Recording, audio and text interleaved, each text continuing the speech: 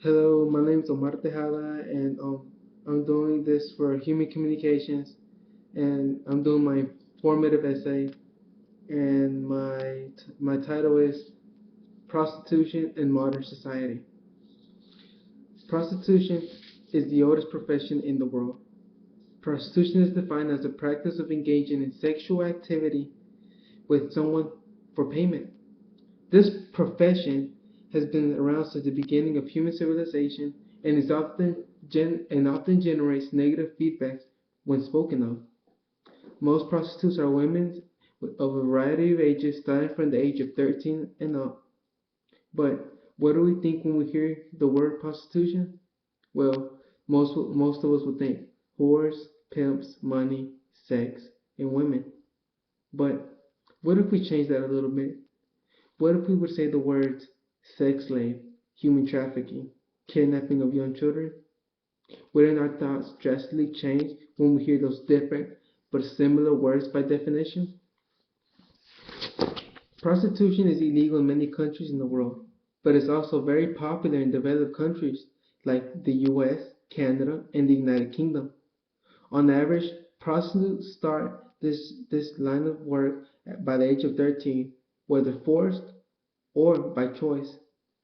Most people believe that being a prostitute is a lifestyle that is chosen, but the truth is that over 100,000 children are forced into prostitution every year. Most of those children come from China, Taiwan, South Korea, India, Brazil, and other underdeveloped countries. The children are kidnapped or sold by human traffickers who later sell them to the highest bidders in developed countries to act as sex slaves or any other type of exploitation. Most of these children are brought up as sex slaves for most, if not all, of their lives. If not killed by one of the clients, pimps, or STDs that is very common in this type of work environment. Most women are not forced but choose this lifestyle not because they need the money fast, but usually because they are abused women who have low self-esteem and low self-worth, that they have no choice but to survive under this kind of servitude. Now, one can ask, how can someone be so desperate to sell one's own body for money? As we all know, money is everything in our society, and if the bills don't get paid, they can find themselves without a house and living on the street. For some, prostitution is better than being homeless. But there is also a number of women that choose to be prostitutes because of their sexual curiosity or their sexuality. In a survey done by Science Audit, 68% of the participants say that they choose this line of work as part of their sexuality. While it is true that while it is true that many simply do it to make easy cash to support their drug addiction, but part, but most of them do not wish to keep this type of work. Some of the women who are prostitutes have been raped by family members or close friends, as 75% of the women embodied with prostitution started as children, thus causing them to have little to no self-worth at all, making them easy targets for pimps and other types of human traffickers. 65 to 95% of the women who become prostitutes were raped by family members, while the survey shows that 75% of the prostitutes are raped more than 16 times a year by the pimp or handler, thus traumatizing them for life and making it even harder for them to get out of the pimp's handling and having the courage to escape from this very dangerous line of work. But why are children the main prey for human traffickers? Well, primarily because they are easier targets than adults. Children are more defenseless than an older mature adult. Also, because children can easily be taught and showed the ways of prostitution. Children are more gullible and instead of and tend to process the events in a more simpler way.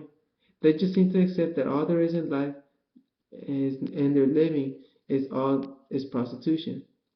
Trauma can create serious psychological events in the child's mind, making them more fearful to their handlers and destroying what little self-worth and courage they have, thus making it impossible to escape the hands of this dreadful lifestyle of being a sex slave. According to the Huffington Post, prostitution in the United States is one of the most unregulated and extremely lucrative industries there is. For example, it says Atlanta's sex trade was worth a whopping $2,900 million in 2007 alone. The Post also mentions that the industry is operated by family members, and the business is passed down from generation to generation to continue this lucrative business. The industry is similar to a mafia-like cartel, moving and shipping illegal contraband across international borders to developed countries, where women and children are sold to the highest bidder. The human traffickers do this implementing fear and total control over these defenseless people who are re-educated and believing that the only thing they know what to do is prostitution. They exert total power over these people, telling them when to eat, when to sleep, and when to do other common household things, making them work and sell their bodies for a very long period of time throughout the day. Many of these people are kidnapped or sold as former slaves in the underdeveloped countries, as mentioned before. In an online article, The Atlantic, it mentioned that an orphanage in these underdeveloped countries respect the paper of orphans and sell them on the black market as sex slaves. Who are the biggest payers for these types of industries? Well, according to the Post, it says law enforcement are the biggest ones that buy. It's kind of ironic that the people that are supposed to prevent the exploitation of women and children are the customers of this illegal industry.